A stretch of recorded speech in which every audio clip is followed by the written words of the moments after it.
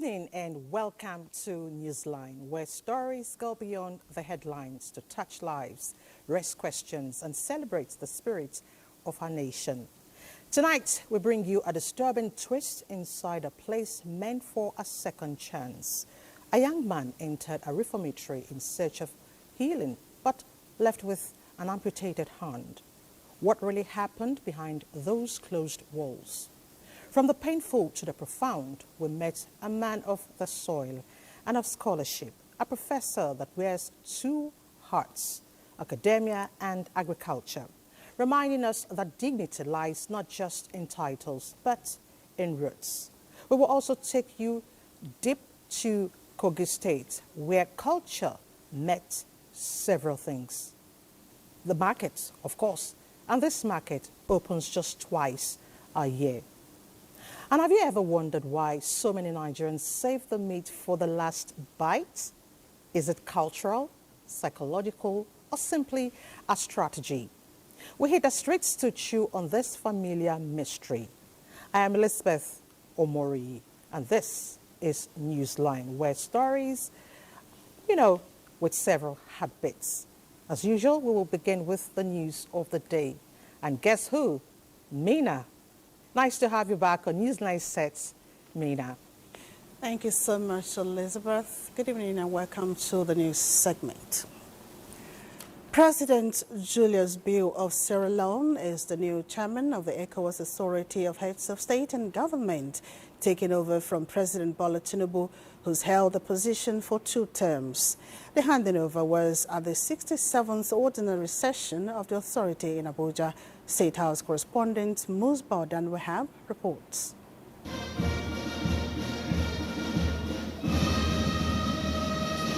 It was the first ordinary session of the ECOWAS Authority of Heads of State and Government in the Golden Jubilee year. The session celebrated the 15 founding fathers of the community, including the only surviving one, General Yakubu Gowon of Nigeria. But then, a more significant moment was in the offing as President Tinubu gave his valedictory speech after serving 2 terms as chairman of the authority. He highlighted achievements under his watch, but recognized the lingering challenges which include security threats and political transition, as he called on member states not to lose guard on the issues. I remain confident that with the continued cooperation of all its members, ECOWAS will scale over greater heights in our collective pursuit of peace, security, stability, and prosperity for our people and for our region. And then, President Tinubu was elected chairman of the authority in Guinea-Bissau barely a month after he became the president of Nigeria and returned for the 2nd term last July, finally hands over as the authority elected President Julius Maada Bio of Sierra Leone as the new chairman. Thank you for your experience and leadership. And the new helmsman, who commended his predecessor for his service in the past 2 years, appreciated the long-standing challenges and the evolving ones, including terrorism, transitional crimes, food shortage, and climate change. But he put forward 4 priority areas to tackle the challenges. These include restoring constitutional order and deepening democracy, revitalization of regional security cooperation, unlocking economic integration, and building institutional credibility. ECOWAS must reform itself and become more transparent, efficient, and responsive to its people's needs. This is how we will rebuild the trust in regional cooperation. I believe West Africa's future is not one of decline, but of possibility, if we act with courage, urgency, unity, and moral clarity. The new chairman has a 1-year initial term. In Abuja, Musbah Dan Wahab, NT News. The Economic Community of West African States, ECOWAS, has reiterated its commitment to maintaining dialogue with the three Sahelian nations that recently withdrew from the regional bloc. This stance was emphasized by the ECOWAS Commission President Omar Ali Touare during a press briefing following the conclusion of the 67th Ordinary Session of the Authority of Heads of State and Government. The resolution was part of the communique at the end of the summit, underlying ECOWAS's determination to foster unity and sustainable development across West Africa. Details will be coming in our subsequent bulletins. President Bola Tinubu has condemned the attack and killing of some travelers in Plateau State, urging security forces to ensure the arrest and punishment of the culprits. The president described the heinous action as unacceptable and barbaric.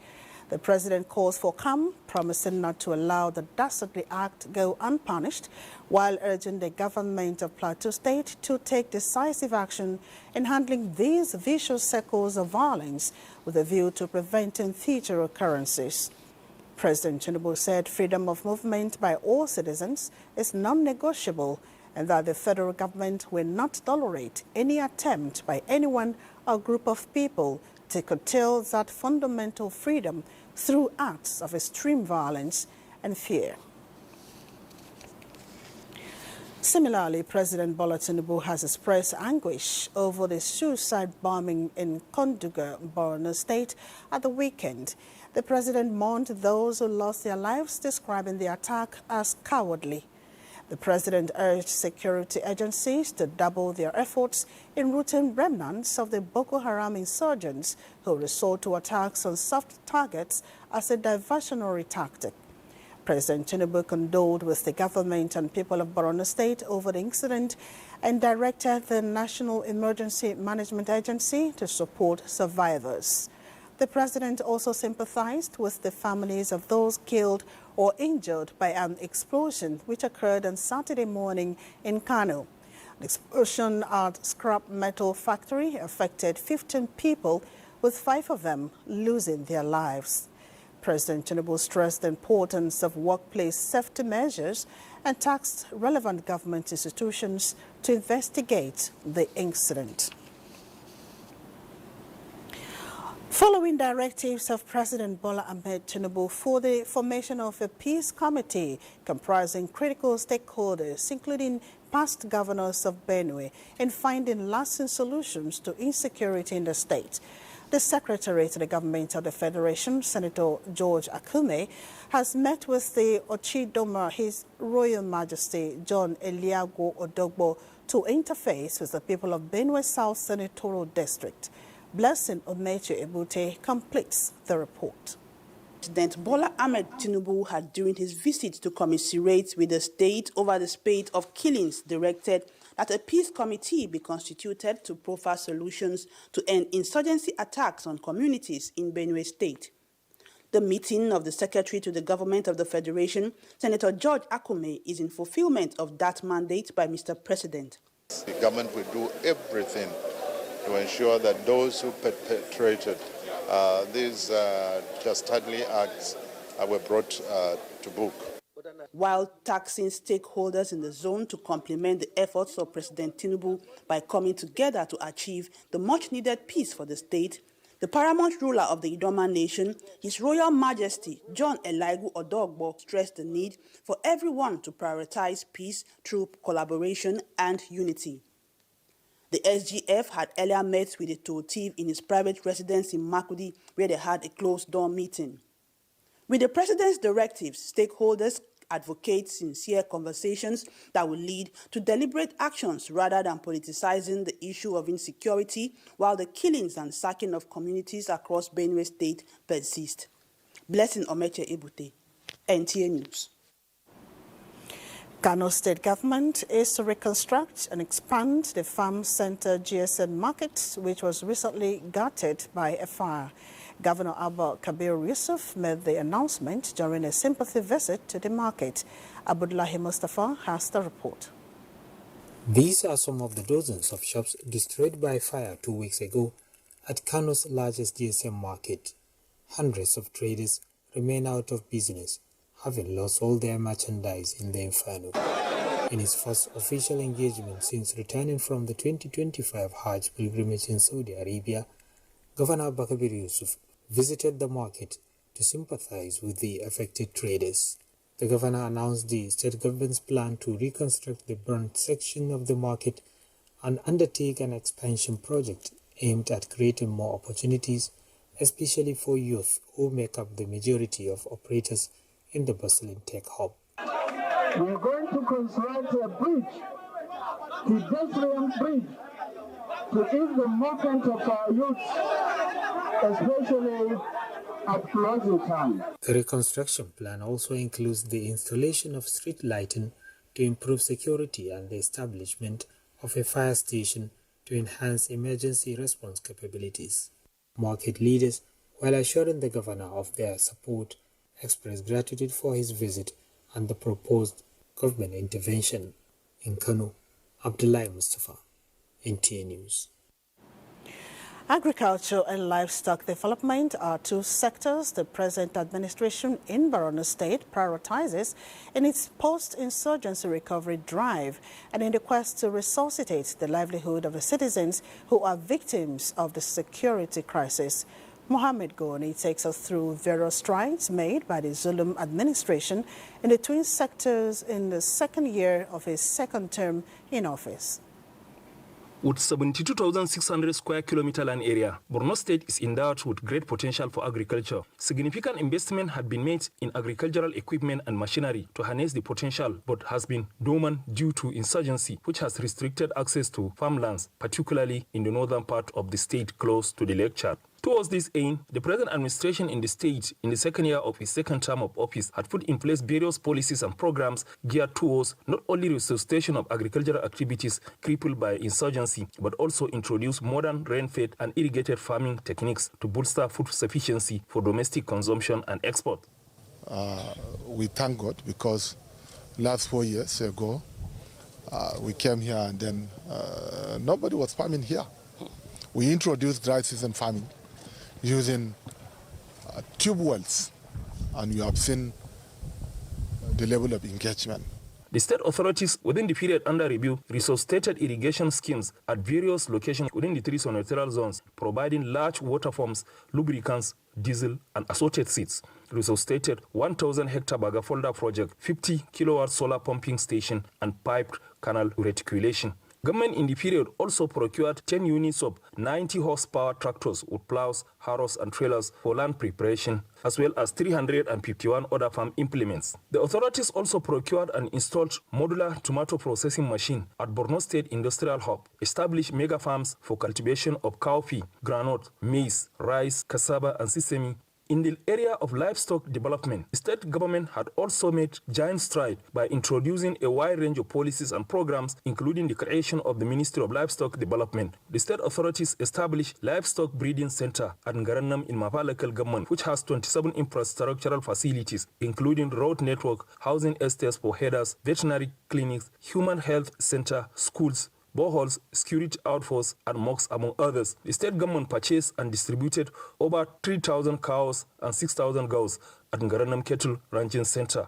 The ranch is not just a settlement. It is a symbol of hope, a symbol of resilience, a symbol of progress, fairness, and justice. Government within the period under review remodeled the Maiduguri poultry production unit with 120,000 egg capacity and hatchery complex and constructed cattle sheds at milk dairy plant and cement storage plant in Maiduguri. Mohammed Gwani, NTA News. A recent comment made by Sule Lamido, former governor of Jigawa State, in which he accused President Bola Tinubu of supporting the annulment of the June 12, 1993 presidential election, has been debunked by the presidency. The Sule Lamido's claims that Tinubu's mother, late Abibatu Mogaji, mobilized market women to back the annulment were allegations described as false, but rather Lamido, as secretary of the Social Democratic Party, SDP, the party whose candidate MKO Abiola won the June 12 election, was among those who failed to oppose the military's injustice, while Senator Bola Tinubu stood firm even before late General Abacha dissolved the political parties and all democratic institutions, including the National Assembly, on November 17, 1993, following his coup. Bayo Onanuga, Special Advisor to the President, Information and Strategy, in a press release says President Bola Tinubu and other Democrats played a crucial role by opposing the June 12, 1993 election and advised Lamido to check his facts before going to the press. President Tinubu, he says, was and remains a steadfast advocate for democracy. After 7 decades of profound contributions to national development, journalists in the country now have a renewed task of promoting Nigeria's narrative first in the face of modern realities. Ayodeji Makinde reports on this, which was central at the celebration of Journalistic Experience book presentation and the feature of the media at Nigeria Union of Journalists at 70. Nigeria Union of Journalists, adjudged to be a key driver to independence in 1960 and the inevitable return to democratic rule in 1999, is now up against realities, notably the threat of artificial intelligence and quackery. The convergence served as a reality check with paper presentation, launching of a book titled The Bleeding Ink, and a renewed call by President Bola Tinubu represented to all journalists to champion the cause of Nigeria's democratic progress. The media not only honors the sacrifices that birthed our democracy, but also helps to promote national cohesion and public trust in democratic institutions. This moment reinforces the crucial responsibility of reporters to continue advocating for the robust democracy. We cannot afford to shy away from technology. The reality is that AI will need human complementarity. Set up a website at which you must publish the list of those of us who are trained journalists. At a time like this, when other people are painting the narratives of Nigeria to suit their own mindset, we must say no. Beyond the cultural display, 7 individuals were recognized for their outstanding contributions to the continuous development of the Nigeria Union of Journalists in Abuja. Ayodeji Makinde, NTA News.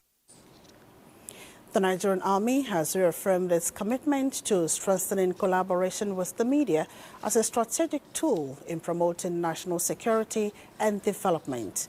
This was a thrust of the second quarter Civil Military Affairs Media Chart held in Akure, Ondo State, where stakeholders emphasized the need for ethical journalism, accurate reporting, and multi-stakeholder cooperation in addressing insecurity and fostering national unity. Paul Omokago reports. Participants at the second quarter Civil Military Affairs Media Chart in Akure were drawn from electronic, print and online media platforms alongside media officers from military and paramilitary agencies. The gathering provided a platform for practical dialogue and exchange of field experiences aimed at improving information dissemination strategies that support national security and nation-building efforts. We have had tremendous support from the media over the period. We are quite satisfied with the way they've carried on, particularly quite a number of media houses have done very well. The tendency to keep what you're not supposed to keep may result to negative consequences. Participants shared their assessments of the media chart, commending its relevance and the depth of the discussions. There are some behind-the-scenes information that cannot be divulged to the public for the security of the country. We've been told to use our platforms responsibly and to also use them to promote national security and national development. Through panel discussions, participants were enlightened on the critical role of the media in promoting peace, unity, and responsible journalism, while emphasis was on ethical reportage and the need for caution in the use of words to avoid inciting tension and misinformation. In Akure, Paul Omokago, NTA News.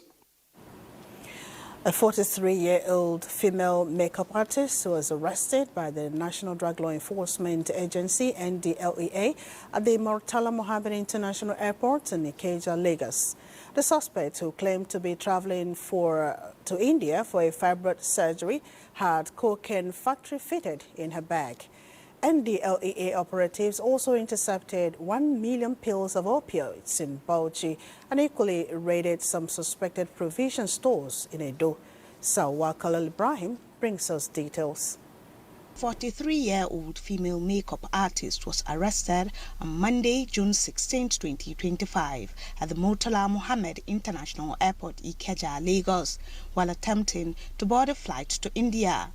2 large parcels of cocaine weighing 2.20 kilograms were found concealed in the walls of her suitcase. She claimed she was traveling for financial benefit under the pretext of seeking surgery to remove fibroid. Further investigation revealed she was recruited and funded by a drug baron currently at large.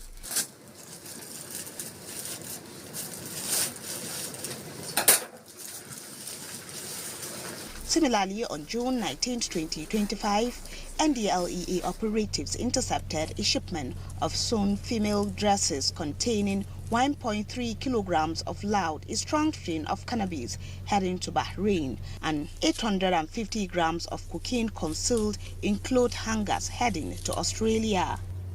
On June 16, 2025, NDLEA officers arrested 2 persons along Bauchi-Darazo Road, recovering 1,113,000 pills of opioids, including tramadol, diazepam, and Exol 5. Additionally, a 22-year-old female student of Kwara State Polytechnic was arrested with 1 kilogram of skunk at her base along Kwara Poly Road, Ilorin. While in Benin, operatives raided 2 supermarkets on June 19, 2025, arresting 2 female suspects with assorted illicit drugs, including Colorado, loud, Molly, tramadol, and other opioids. In Abuja, Salwa Khalil Ibrahim, NTA News. Civil servants have been charged to remain sincere, incorruptible, and professional in the discharge of their duties. This was the admonition at the Civil Service Week Thanksgiving service, led by the head of the Civil Service of the Federation, DD Esther Watson-Jack. Haman Jabani reports. The Thanksgiving service, attended by senior civil servants, including permanent secretaries, was led by the head of the Civil Service of the Federation, D.D. Esther Watson-Jack. The event aimed to appreciate God for the successes recorded so far and to seek divine guidance for the journey ahead. Delivering a sermon titled Living in Joy and Gratitude, Pastor Yakubu Adamu of the Family Worship Center emphasized that giving thanks keeps one in the will of God. He stated that gratitude brings fulfillment of promises, strengthens faith, fosters peace, promotes good health, and qualifies one for greater blessings. The head of the Civil Service of the Federation highlighted the visible hand of God in the affairs of the service over the past year. To appreciate God for how far He has led us, for all He's enabled us to do. And of course, as we have been charged today, we want grace to do much more. We are asking God to enable us to work for our country, Nigeria, with the passion, with integrity, and with all in us to make Nigeria great. I pray that not one of you civil servants will be ashamed when you stand before God. I don't want to be ashamed. That He will not say to you, depart from me, I never knew you, you worker of iniquity. Rather, He will say, well done, thou good and faithful servant. A special prayer was offered for the civil servants by the senior pastor of the church. Speak for them. Yes. When they are not present and somebody is meeting on their account, let it say for them. Haman Jabani, NTA News. And sports update is next, and of course, Bade is right here. Many thanks, Mina. Let's begin with football, as Team Celebrity on Sunday evening recorded a 6-4 victory over Super Eagles Stars in a charity football match organized by the captain of the Super Eagles of Nigeria, William Trustekong. The match, which attracted 7 and former Super Eagles players, sports administrators and football enthusiasts, was not devoid of entertainment as team celebrity, captained by the chairman, National Sports Commission, Shehu Diko, won the 10-goal thriller. The match, which was a way of raising funds for charity causes, saw Lagos State Governor Babajide Sanwo-Olu perform the ceremonial kickoff. Ekong is doing something very, very brilliant and setting the pace. He's a captain, so he's doing something leading from the front. And I think with the effort he's putting together, he can be able to get a lot of resources that he can now be able to give back to the society and motivate others coming up.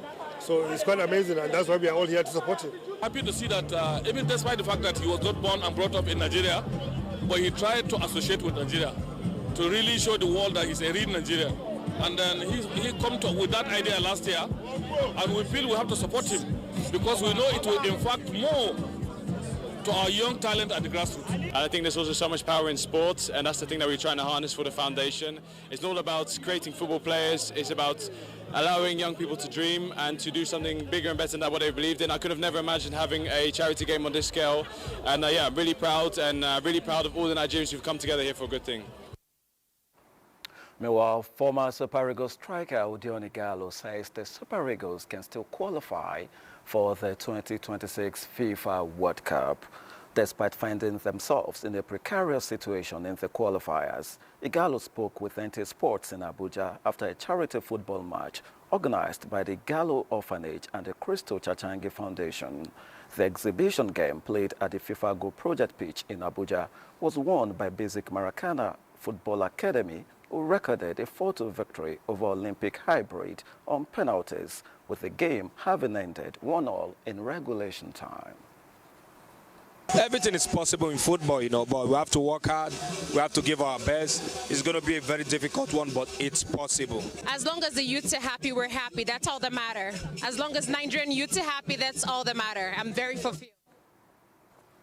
Away from Nigeria now, straight to the FIFA Club World Cup, as a brace from Kenan Yildiz powered Juventus to a 4-1 victory over club Wydad Casablanca on Sunday at Lincoln Financial Field in Philadelphia.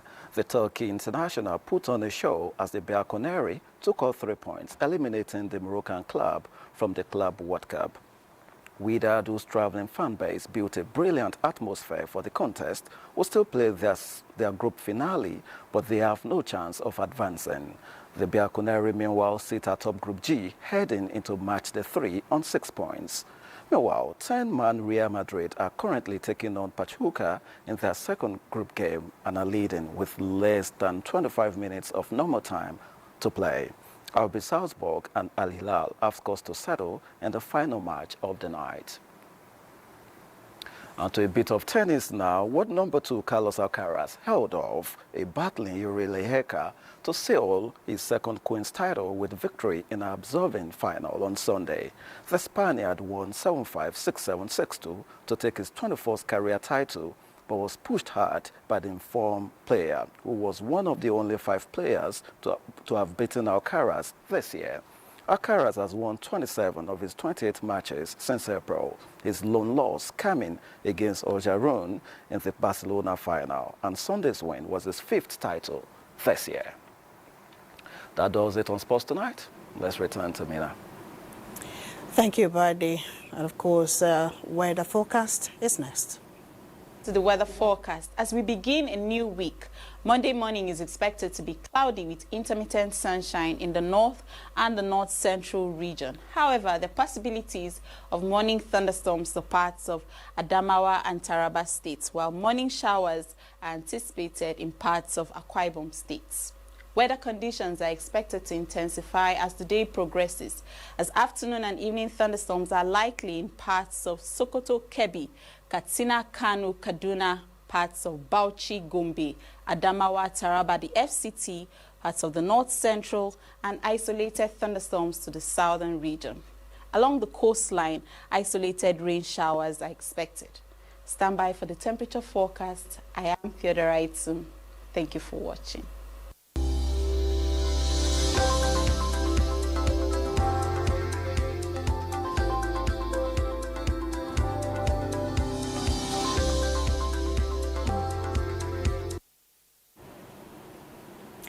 And that's the news segment. Newsline continues shortly with Lizzie after this break.